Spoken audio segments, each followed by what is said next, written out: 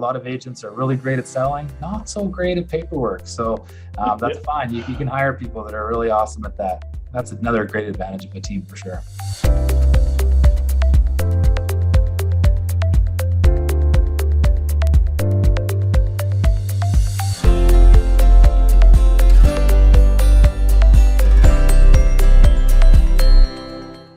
Okay, awesome. Today we're doing another pro tips and super excited to have David St. Jean. He is the team leader at the David St. Jean Real Estate Group. Been licensed, I think, since 2004. Is that correct?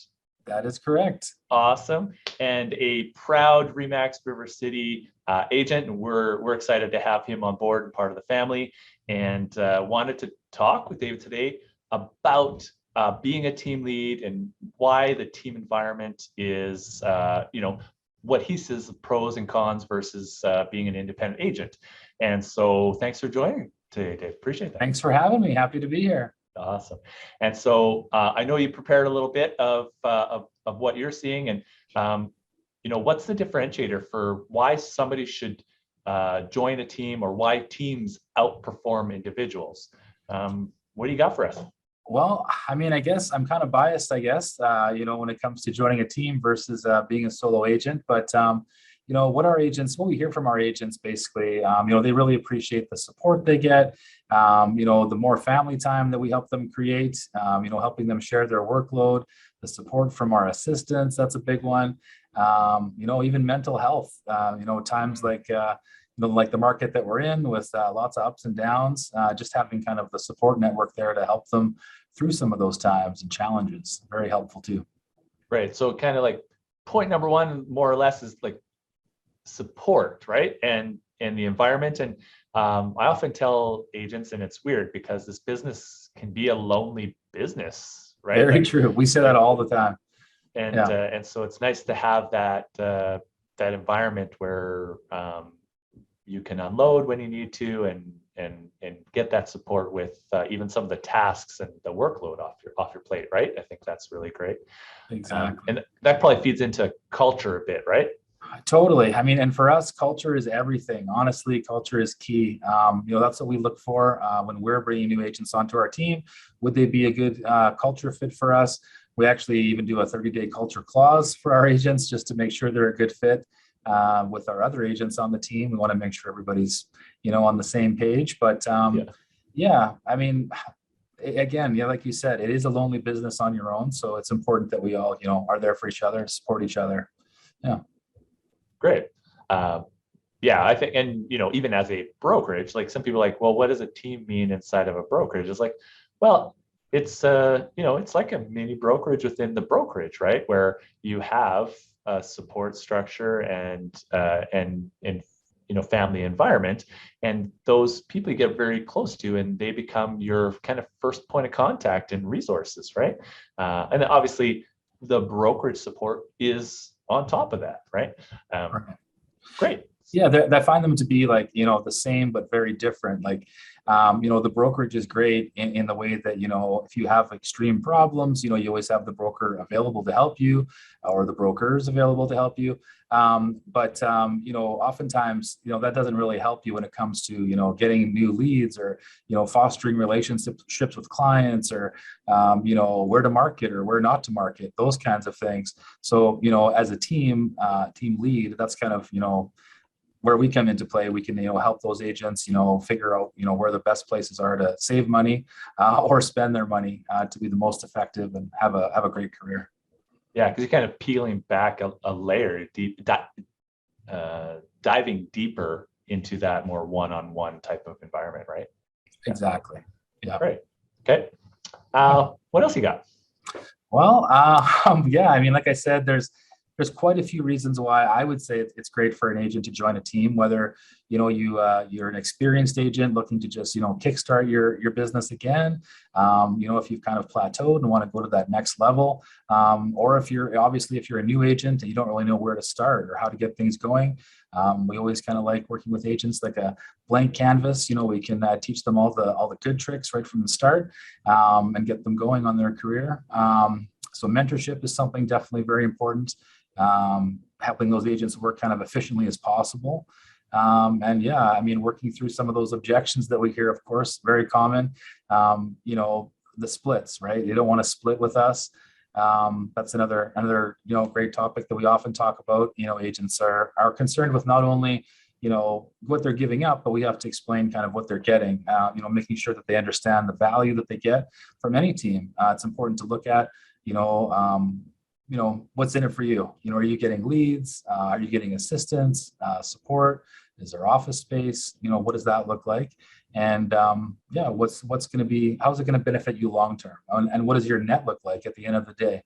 That's the best kind of way to explain that, I think.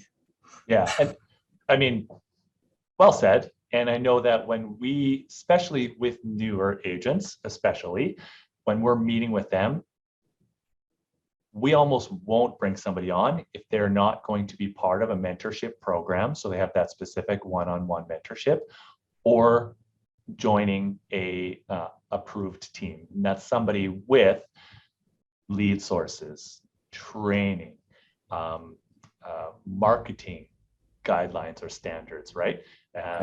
You know, a team lead that actually can provide resources, and they're not just building a team because they can't handle the business they have, right? It's Right. like, you know, there's a real structure and plan in behind that, right? That's where we see people really thriving in that team environment, and the learning curve, or that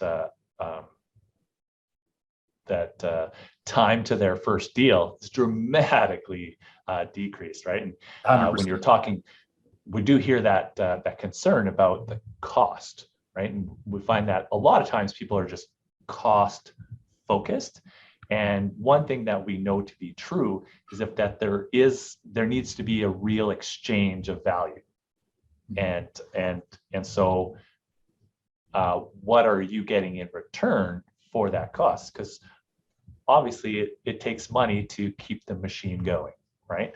And I think for the most part, if people looked at what the value is, you know, with space, with a mentor's time, with listing or, you know, buyer opportunities and clients rate firsthand, you should be probably doing double the business, I would think, at least. Is that a fair assessment? We like to basically say, you know, at least double, if not triple, is what you'll get from the team compared to what you're bringing to the team. So really, as long as you were getting the same as you were getting from the team, as long as you're giving as much as you were getting from the team, you'd break even and make the same as you would normally on your own. Yeah. But we like to say that that's not the case. You know, you'd hopefully do double the numbers basically at the end of the year than what you would have done on your own. And with a lot less ease, you know, a team of people to help you when you're out of town. You don't have to be scared to take a holiday, that kind of stuff. If you get sick, you know, all those kinds of things. You have a team to support you, right? Assistants to help you with paperwork when you're out on the road, all kinds of things. You know, even like those fun file requirement emails that you know, you get from the office. You know, chasing paper. A lot of agents are really great at selling, not so great at paperwork. So that's fine. You can hire people that are really awesome at that. So yeah, that's another great advantage of a team for sure. In that vein, there's also some real accountability, right? And I almost say that being an independent contractor, it's a blessing and a curse, right? You run your own business, so you can manage your time and do whatever you want. And unfortunately, that can be a real negative as well, because it's very easy in this business to do nothing, right, and to not work. Yeah, I mean, you heard it when you first got into real estate that you're looking forward to your license, because then, you know, you make your own schedule and you know, you're in charge of your own schedule. Not so much the case. You know, in some aspects, I mean, you can choose how hard you want to work, but that also might drastically affect your paycheck. So, you know, being on a team, usually there's a level of accountability, making sure that, you know, you make your goals and you have someone to help you kind of stick to them, right? Making sure that, you know, you do what you say you're going to do, and in turn, you'll get out of it what you want, right? Whereas if there's no one there to do that, it's super easy to just, you know, stay home and watch Netflix or whatever you want to do. Yeah. I wouldn't know. Yeah. I'm here every day, all the time. No, Yeah. just kidding. But it's, we get caught up in busy work. I'm so busy, but are you doing the HBUT, right? The highest and best use of your time. And I think that Right. being part of a team can really help do that. And even just having that cadence of accountability where, daily or weekly, there's, hey, how did you do with this? Oh, I didn't do that yet. Oh, is that still something that's important to you? Like, oh, yeah, Right. you're right. Okay, when do you think you'll have that? Even just that, it's almost an intangible of, hey, I'm doing so much of my own business now. I'm getting nothing from the team. It's like, well, yeah, because you have to be in the office every day and you have to tell somebody what your goal is. And, there's accountability around that. Now that's actually getting done. Right. Because you weren't doing that on your own previously. Right. Exactly. And so there's something really valuable to being around that. Plus, you're being around other like-minded people. And so there is a bit of that friendly competition that comes out, right? It's like, oh, you did 10, I'm going to do 11, right? And, that builds, right? So I think that's a lot of fun, right? And we kind of, on our team, I can't speak for other teams, but I know on our team, we always have like quarterly challenges or monthly challenges, keep things friendly, keep things fun. But we're all salespeople. At the end of the day, we're competitive. We like to win, so we keep it fun. Same thing with the accountability portion. We've heard oftentimes in the past, agents from other teams that have joined our team, and it's like a dictatorship or something where they're like employer-employee sort of thing.